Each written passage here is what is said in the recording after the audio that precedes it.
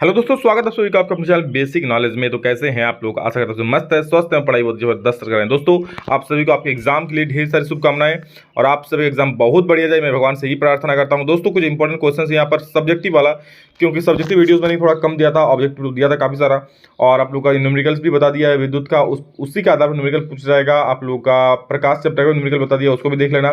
देखिए, इसमें आप लोगों का उभयधर्मी ऑक्साइड क्या है, साथ में जो जो इंपॉर्टेंट क्वेश्चन है जो प्रीवियस कुछ सालों से पूछे जा रहे हैं, उन सवालों को मैं देखने वाला हूँ। देखिए क्या है उभयधर्मी ऑक्साइड, क्या है एक उदाहरण दीजिए। उभयधर्मी मतलब क्या? ऐसे धात्विक ऑक्साइड जो अम्ल और क्षार दोनों से अभिक्रिया करता है, मतलब अम्लीय और क्षारीय दोनों अभिलक्षण प्रदर्शित करता है, उसे क्या बोलते हैं? उभयधर्मी ऑक्साइड। ऐसे धातु के ऑक्साइड मतलब धात्विक ऑक्साइड जो अम्लीय और क्षारीय दोनों अभिलक्षण मतलब दोनों गुण दर्शाता है। जो अम्ल गुण दर्शाता है वो भी दिखाता है, जो क्षार दिखाता है वो भी गुण दिखाता है। मतलब कह सकते हैं ये अम्ल और क्षार दोनों से अभिक्रिया करके लवण और पानी बनाते हैं, उसे बोलते हैं उभयधर्मी ऑक्साइड। मतलब ये वाला चीज याद रखना कि ऐसे ऑक्साइड धातु ऑक्साइड जो अम्ल और क्षार दोनों से अभिक्रिया करके लवण और जल देते हैं, उसे बोलते हैं उभयधर्मी ऑक्साइड। जैसे दोस्तों Al2O3 आप लोग का एक प्रचलित उभयधर्मी ऑक्साइड हो गया। ये अम्ल और क्षार दोनों से अभिक्रिया कर लेता है, अम्लीय और क्षारीय दोनों अभिलक्षण प्रदर्शित करता है। Got it? सोना एवं चांदी का उपयोग आभूषण बनाने के लिए क्यों किया जाता है? गहना भाई साहब, गहना, और जो गहना पहनती है, जी हाँ लड़की लोग, आप लोग जो देख रहे हो ना, आप लोग जो गहना पहनती हो, सोने और चांदी का ही क्यों पहनना चाहती हो? तो देखो, सोना एवं चांदी का उपयोग आभूषण बनाने के लिए इसलिए किया जाता है क्योंकि ये बहुत ही कम अभिक्रियाशील होते हैं। मतलब सोना और चांदी अभिक्रियाशील ही नहीं होता है। आप लोग देखे होंगे, आप लोग रिएक्टिविटी से पढ़ाए थे, कनाका मगलजन फेपा भकु हर जगह पढ़ाए थे कल ट्रिक से, ठीक है? तो उसमें आप लोग देखिए एजी और एयू एकदम लास्ट में आ रहा था। मतलब क्या, बहुत ही कम अभिक्रियाशील है वो, इसलिए इसमें कभी भी जंग नहीं लगता था, अपनी चमक नहीं खोते हैं। जिस प्रकार खरीदोगे वैसा ही रहेगा, बहुत थोड़ा मात्रा में जंग लगता है उसमें, क्योंकि लोहा का गहना पहनोगे चमकदार तो तुरंत होगा, बट कुछ दिन बाद वो उसका सारा चमक फीका पड़ जाएगा। बट सोना में वैसा नहीं होता मेरे भाई। निम्न की परिभाषा, इस सब का परिभाषा देख लो, एग्जाम में आ सकता है। क्या खनिज किसे बोलते हैं, अयस्क किसे बोलते हैं, ज्ञान किसे बोलते हैं? देखो, खनिज क्या होता है इसको हम पहले से बताएं आप लोग को।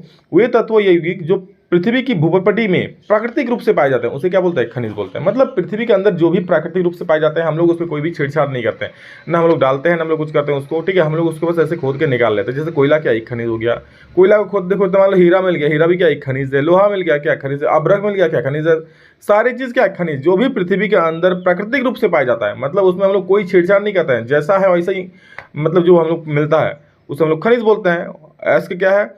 तो ये खनिज जिनमें धातु अधिक मात्रा में पाए जाते हैं और जिन्हें निकालना आसान तथा लाभकारी होता है, उस खनिजों को हम अयस्क बोलते हैं। अयस्क मतलब मान लो खोदते खोदते बहुत मात्रा में लोहा निकल गया ऐसा, ठीक है? वहाँ गैंग काफी कम मात्रा, गैंग मतलब धूलकण मैला काफी कम मात्रा में, और जो उपयुक्त धातु है वो काफी ज्यादा मात्रा में, उसको बोलते हैं अयस्क। समझ गए? अयस्क दोस्तों क्या एक प्रकार के खनिज ही है, समझ लो, ये खनिज ही है जिसमें धातु अधिक मात्रा में पाया जाता है। मान लो खनिज है आपका, खनिज है आधा चट्टान है, तो उसको हम खनिज ही बोलेंगे। लेकिन कहीं ऐसा है कि वहाँ पर 3 भाग खनिज है और 1 भाग आपका धातु, सॉरी मैला वोला लटका हुआ है, तो उसको हम क्या बोलेंगे? अयस्क बोलेंगे। क्यों? जिसमें धातु की मात्रा अधिक होती है उसे हम लोग खनिज बोलते हैं, सॉरी अयस्क बोलते हैं। ऐसा खनिज जिसमें धातु की मात्रा अधिक होती है उसे हम लोग अयस्क बोलते हैं, याद रखना। गैंग, गैंग मतलब गुंडा वाला गैंग नहीं दोस्त, सुन लो। पृथ्वी से खनिज अयस्कों में मिट्टी, रेत आदि जैसी अशुद्धियां होती है, जिन्हें गैंग कहा जाता है। क्या बोल रहा है? पृथ्वी के जो खनिज होता है ना दोस्तों, हम लोग का पृथ्वी में जो निकालते हैं उसमें बहुत सारी अशुद्धियां रहती है, मिट्टी रहता है, रेत रहता है, ठीक है? तो उसी जो अशुद्धियां रहता है, उसी अशुद्धियों क्या बोलते हैं दोस्तों हम लोग? उसी को गैंग बोला जाता है। समझ गए? तीनों चीज हो गया। खनिज जो पृथ्वी के भूपटि में प्राकृतिक रूप से पाए जाते हैं उसे खनिज बोलते हैं, और उन खनिजों में अधिक मात्रा में धातु जो रहता है उसे हम लोग अयस्क बोलते हैं, और जो उसमें गैंग मतलब जो धुलकन अशुद्धियां रहती है उसे गैंग बोलते हैं। वैसे गैंग तो अशुद्धियां ही है, समाज में भी गैंग। मिश्रातु किसे कहता है? देखो, 2 या 2 से अधिक धातु या धातु और अधातु के मिश्रण को मिश्रा धातु कहते हैं। मिश्रातु बोलो या मिश्र धातु बोलो, बात बराबर। ओके, 2 या 2 से अधिक धातु या एक धातु और एक अधातु के मिश्रण को क्या बोलेंगे? मिश्र धातु। नाम ही है मिश्र धातु, मतलब 2 या 2 से अधिक धातुओं के मेल से जो बनता है उसे क्या बोलते हैं? मिश्र धातु बोलते हैं। या फिर एक धातु रहता है और एक अधातु रहता है, उसको भी जो मेल से बनता है उसे बोलते हैं मिश्र धातु। बेकिंग, समझ गए मिश्र धातु क्या होता है? समझ गए ना? बेकिंग सोडा का दो उपयोग, जो खाने का सोडा होता है, जो पावरोटी में देता है, ठीक है? क्या होता है इसका उपयोग? सबसे पहला इसका उपयोग अग्निशामक में किया जाता है। किसका? NaHCO3 का उपयोग अग्निशामक में प्रयोग होता है। नेक्स्ट, इसका उपयोग एंटीसीड के रूप में भी किया जाता है, जो पेट में अम्ल अधिकता को उदासीन कर राहत पहुंचाता है, ठीक है? इसका उपयोग हमारे पेट में भी होता है, जब हम लोग ज्यादा खाना खा लेते हैं, जब अम्लता बढ़ जाता है हम लोग पेट में, तो उसको उदासीन करता है। कौन? ये जो खाने वाला सोडा है, सोडियम हाइड्रोजन कार्बोनेट, इसका सूत्र होता है इसका सूत्र होता है NaHCO3, यहाँ देख सकते हो। नेक्स्ट है दोस्तों धावन सोडा का दो उपयोग, इसका भी देखिए लो साथ लगे हाथ। इसका उपयोग दोस्तों कांच, साबुन और कागज उद्योग में होता है। इसका उपयोग क्या होता है? कांच, साबुन और कागज उद्योग में। और साथ में दोस्तों जल की जो अस्थायी कठोरता है ना, उसको दूर करने के लिए भी इसका प्रयोग होता है। ये चीज़ मैंने आप लोग को बता चुका है पहले ही।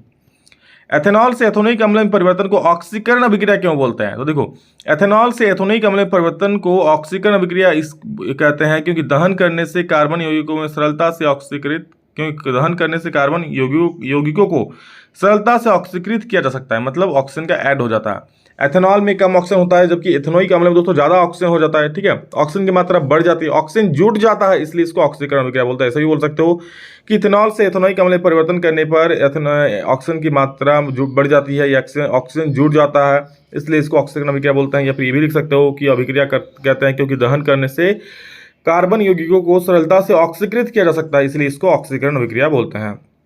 हाइड्रोजनीकरण क्या है? इसका औद्योगिक अनुप्रयोग क्या है? देखो, असंतृप्त हाइड्रोकार्बन में प्लेडियम अथवा निकेल जैसे उत्प्रेरक की उपस्थिति में हाइड्रोजन के योग से संतृप्त हाइड्रोकार्बन बनता है। क्या बोल रहा है? असंतृप्त हाइड्रोकार्बन में हाइड्रोजनीकरण क्या? देखो, हाइड्रोजनीकरण मतलब हाइड्रोजन का ऐड। कैसे? असंतृप्त हाइड्रोकार्बन जिसमें डबल वन या ट्रिपल वन होता है, जैसे एल्कीन और एल्काइन, क्या असंतृप्त है? ठीक है, असंतृप्त हाइड्रोकार्बन में पैलेडियम अथवा निकेल जैसे उत्प्रेरकों की उपस्थिति में हाइड्रोजन के योग से संतृप्त हाइड्रोकार्बन बनता है, जिसे हाइड्रोजनीकरण कहते हैं। मतलब कह सकते हो क्या, जो असंतृप्त हाइड्रोकार्बन है उसमें निकेल और पैलेडियम जैसे उत्प्रेरक की उपस्थिति में हाइड्रोजन जब ऐड हो जाता है, ठीक है, और जो हाइड्रोजन ऐड होकर क्या बन जाता है? संतृप्त हाइड्रोकार्बन बन जाता है, तो उसे हम लोग बोलते हैं हाइड्रोजनीकरण।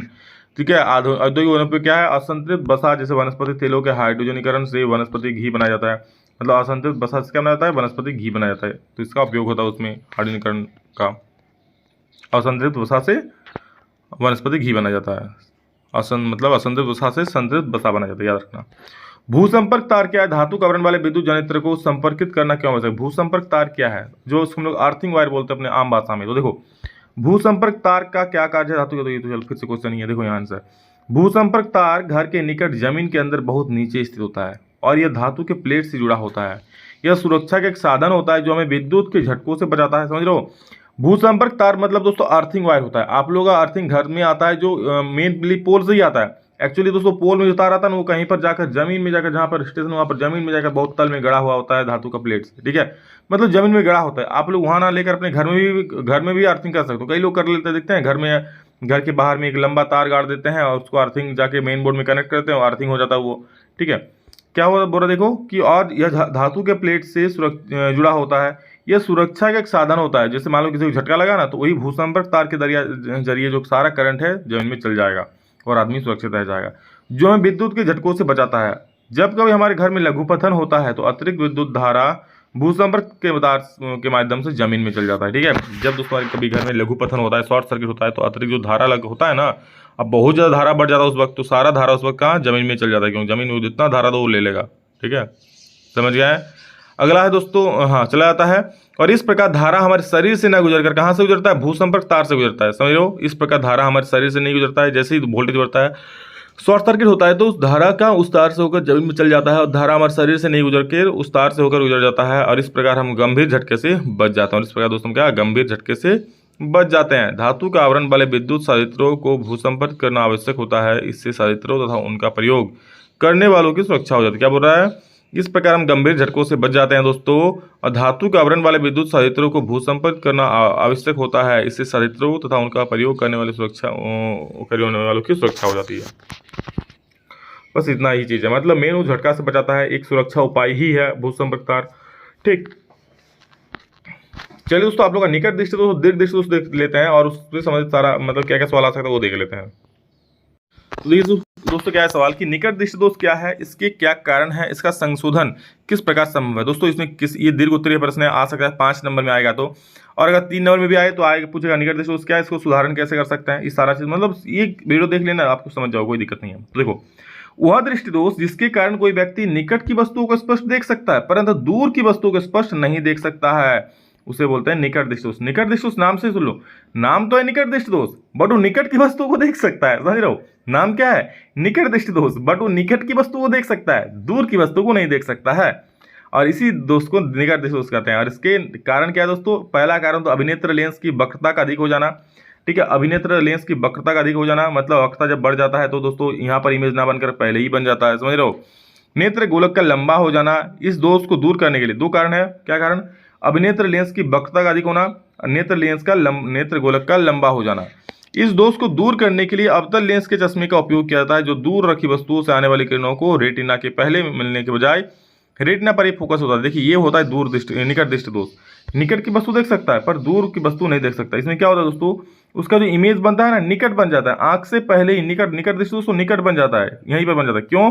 क्योंकि पहला इसका देखिए पहले गोलाई मान लो इतना रहा होगा, ठीक है, अब इसका गोलाई क्या बढ़ के दोस्तों गोलाई इतना हो गया इसका, ठीक है, तो यहाँ पर बनने की बजाय यहाँ पर बन जा रहा है, ठीक। तो इसका आंख की जो गोला मतलब नेत्र गोलक की लंबाई बढ़ जाता है। वही दो कारण बताएं अभी, क्या है, अभिनेत्र लेंस की वक्रता अधिक होना और गोलक का लंबा हो जाना। मेन जो है ना ये पोर्शन आपका बड़ा हो जाता है। पहले यहाँ ऐसे रहा होगा, अभी बड़ा हो गया, इतना बड़ा हो गया होगा, ठीक। तो नेत्र गोलक का लंबा हो जाना, वक्रता त्रिज्या का अधिक हो जाना। और इसको कैसे सुधार करते हैं, अवतल लेंस के द्वारा। देख सकता हूँ एक आगे में अवतल लेंस लगा देते हैं, जब किरण ऐसा जाता है मुड़ना चाहिए यहाँ पर, लेकिन यहाँ पर नहीं, उससे पहले ही मुड़ जाता है, यहीं पर कट जाता है, तो यहीं पर इमेज बन जाता है, आंख तक पहुँच, यहाँ रेटिना, ये रेटिना यहाँ तक पहुँचता ही नहीं है, तो यहाँ तक नहीं पहुँचेगा तो कैसे देखेंगे भाई उसको हम, ठीक है। तो इसलिए क्या करते हैं कि आगे में अवतल लेंस लगाते हैं और जब किरण को जाके सेम सा वहाँ पर फोकसित किया जाता है, ठीक है, वहाँ पर फोकसित किया जाता है, कहाँ पर, रेटिना पर। इस प्रकार से हमें इमेज दिखाई पड़ता है, ठीक। ये दोस्तों निकट दृष्टि दोष का आँख है और ये उसका संशोधन है, ठीक है, बना देना 5 नंबर मिल जाएगा। अब दोस्तों है दूर दृष्टि दोष क्या है, इसके क्या कारण है, इसका संशोधन किस प्रकार है। तो भाई साहब दूर दृष्टि दोष मतलब दूर की वस्तु को देख सकता है, सामने की वस्तु को नहीं देख सकता। दोनों एक दूसरे को उल्टा लग रहा है ना, बिल्कुल वही है। निकट दृष्टि दोष में मतलब निकट की वस्तु को देख सकता है, दूर की वस्तु को नहीं देख सकता है। दूर दृष्टि दोष मतलब दूर की वस्तु को देख सकता है पर निकट की वस्तु को नहीं देख सकता है। और क्या है देखो दोस्तों इसमें निकट वस्तु को स्पष्ट रूप से नहीं देख सकता, इसे दूर दृष्टि दोष कहते हैं। इसका कारण क्या है देखो, अभिनेत्र लेंस की फोकस दूरी का अत्यधिक हो जाना और नेत्र गोलक का छोटा हो जाना। नेत्र गोलक छोटा हो जाना दोस्तों, छोटा हो जाएगा, गोलक पर इतना बड़ा था, यहां पर बनता था, अब इससे दोस्तों गोलक और छोटा हो गया, तो क्या ये बाहर में इमेज बन जाएगा ना, बाहर में बन जाता है, मतलब दूर दृष्टि में दूर बन जाता है इमेज। वही अभी फिगर दिखाएंगे आप लोग को। तो पहला हो गया अभिनेत्र लेंस की फोकस दूरी का अत्यधिक हो जाना, फोकस दूरी ये बढ़ जाएगा तो भी ये दोष होगा। या फिर दोस्तों नेत्र गोलक का छोटा हो जाना, दोनों इस दोष को दूर करने के लिए हम लोग क्या यूज करते हैं, उत्तल लेंस के चश्मे का उपयोग करते हैं, जबकि निकट दृष्टि दोष को ठीक करने के लिए अवतल लेंस का प्रयोग करते हैं। जो और ये निकट दृष्टि में उत्तल लेंस क्या करता है, जो दूर रखी वस्तुओं से आने वाली किरणों को रेटिना के बाद मिलने के बजाय रेटिना पर ही मिलाएं। ये दोस्तों देखिए ये आप लोगों का खराब आंख हो गया, जो दूर दृष्टि दोष से पीड़ित है। दूर दृष्टि में क्या होता है, जो इमेज बनता है आंख से दूर बन जाता है, रेटिना से दूर बन जाता है। और निकट दृष्टि उसमें आप देख लेते हैं रेटिना से निकट बन जा रहा था, समझिए, बस इतना याद रखना। अब उसके आगे क्या लगाते हैं, उत्तल लेंस लगाते हैं। अब इस किरणों को जाके वहाँ पर मोड़ देती है, कहाँ पर मोड़ देती है, जहाँ पर मुड़ना चाहिए, यहाँ पर सीधा, यहाँ पर आप लोग का प्रतिबिंब बन जाता है, समझ गए। चलो बहुत बढ़िया, ये था आप लोग निकट दृष्टि दोष और दूर दृष्टि दोष, बाकी सारा इंपॉर्टेंट करवा दिए हैं। चलो मेहनत से पढ़ो और जितना करा इसको रिवीजन कर लो, एक दो बार देख लो, दिमाग में घुस ही जाएगा। चलो love you all, thank you, love you, कितना ही फिर नेक्स्ट जल्द मिलेंगे, तो जय हिंद, वंदे मातरम।